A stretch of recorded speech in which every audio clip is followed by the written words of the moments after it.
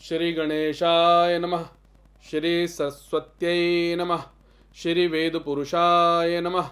ओम गणनाथ सरस्वती रविशुक्र बृहस्पतीन् पंचैतान् संस्मरन् नित्यं वेदवाणीं प्रवर्तयेत्। हरिः ओम। आज की इस वीडियो में हम बात करेंगे इस विकट परिस्थितियों में पूरे भारतवर्ष में हाहाकार मचा हुआ है। क्या इस कोरोना महामारी के समय में ज्योतिष शास्त्र कोई हमारी सहायता कर सकता है? आज इस विषय पे बात करेंगे, परंतु हमें सबसे पहले ज्योतिष शास्त्र को समझने से पहले अपने पे विश्वास करना होगा, अपने भगवान पर विश्वास रखना होगा। क्योंकि अगर हमारे भगवान पर विश्वास नहीं रहा, अपने पे विश्वास नहीं रहा, तो हम किसी सब्जेक्ट के ऊपर विश्वास कैसे करेंगे? यानी कि ज्योतिष शास्त्र के ऊपर विश्वास कैसे होगा? क्योंकि बिना विश्वास के तो ये चीजें हम समझ ही नहीं पाएंगे।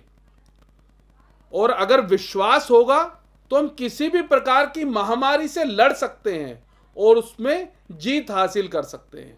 और हमने तो जीतना सीखा है, हमारे बुजुर्गों ने हमें जीतना सिखाया है। इस भारत भूमि पर इस प्रकार की अनेक विपदाएं आई हैं। अगर हम इतिहास में जाएं, इतिहास के पन्नों को देखें, हमारे बुजुर्गों ने 800 साल ऐसी महामारी से, इससे भी भयंकर महामारी से जब जीत हासिल कर ली, तो यह महामारी तो कुछ भी नहीं है। और वो 800 साल की किससे? मुगलों से और अंग्रेजों से। 800 साल गुलामी की जंजीरों में जकड़ कर रखा इस भारतवर्ष को। उसके बावजूद भी जब हमने विजय हासिल कर ली, तो यह महामारी तो हमारे लिए क्षणिक है, कुछ समय के लिए है। बस विश्वास की आवश्यकता है, दृढ़ संकल्प की आवश्यकता है। अब बात करते हैं ज्योतिष शास्त्र को समझने की। ज्योतिष शास्त्र हमारी इसमें क्या सहायता कर सकता है? क्योंकि सहायता उसी की करता है दूसरा कोई, जब विश्वास करता है इंसान अपने पे, अन्यथा दूसरे भी साथ छोड़ के चले जाते हैं।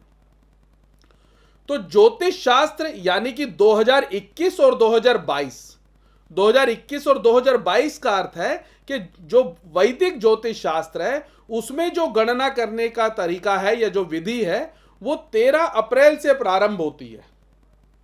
यानी कि 13 अप्रैल 2021 से लेके और 2022 अप्रैल तक की जो गणना है, वो गणना के अनुसार हमारी क्या सहायता हो सकती है। क्योंकि अप्रैल के बाद ही ये समस्या हमारे सामने विकट परिस्थितियों में आ गई है, तो इसको हमें समझने की आवश्यकता है। तो इस वर्ष जो राजा है वो है मंगल, और मंत्री भी है मंगल, जो कि एक क्रूर शक्तिशाली प्लेनेट है, साहसी प्लेनेट है।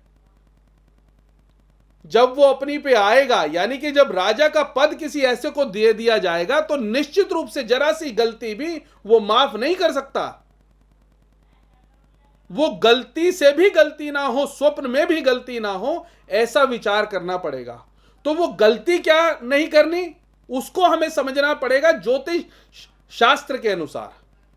अब इस वर्ष में ही, यानी कि 2021 और 2022 में ही, इस वर्ष में जो पूरे विश्व की आकृति और स्वरूप है, वो किसके अधीन है, उसको हमें समझने की आवश्यकता है।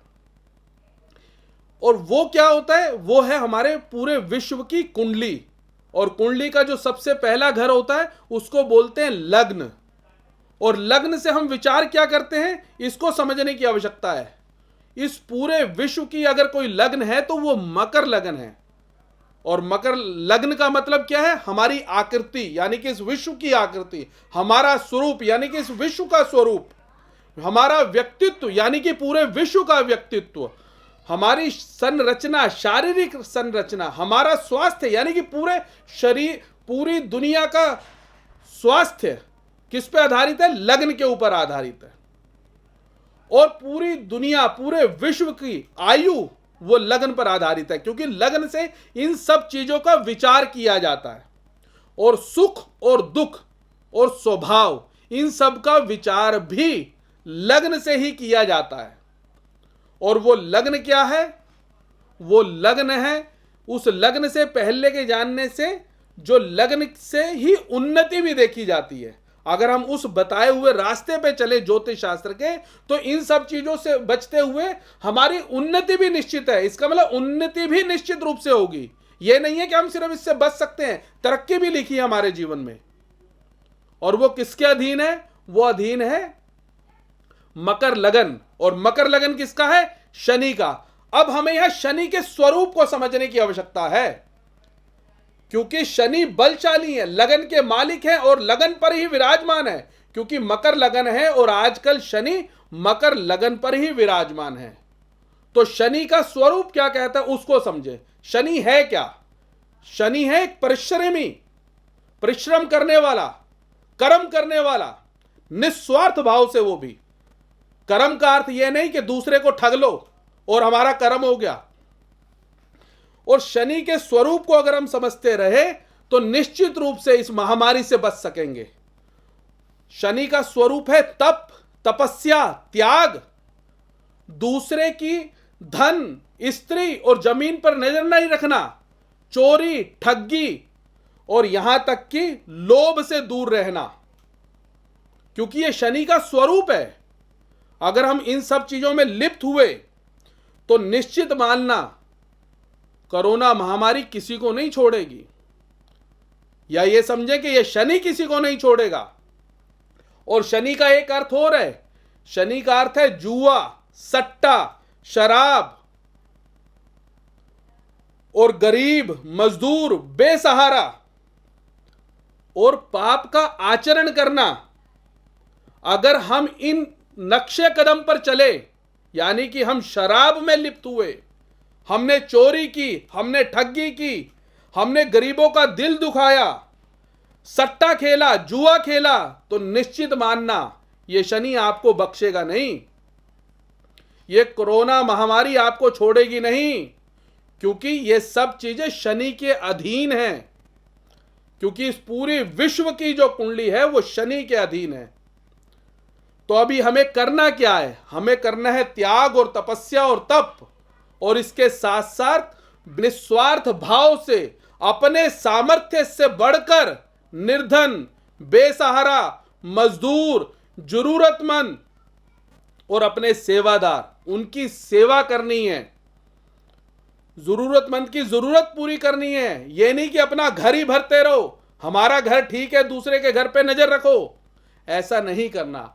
अगर हमने शनि के स्वरूप को समझ लिया तो निश्चित मानना कोरोना महामारी हमारा किसी का कुछ भी नहीं बिगाड़ सकती। अब इस चीज में एक चीज और समझने वाली है जो मैं आपको अगली वीडियो में बताऊंगा। शनि ने दंड का अधिकार किसको दे रखा है? दंड देने वाला तो समझ में आया, क्योंकि दंड देने का अधिकार, और वो तो मंगल है, पर दंड देगा कौन? यह अधिकार शनि ने किसको दिया? इस पर नई वीडियो के साथ पुनः एक बार आपके सामने आऊंगा। तब तक के लिए नमस्कार, धन्यवाद।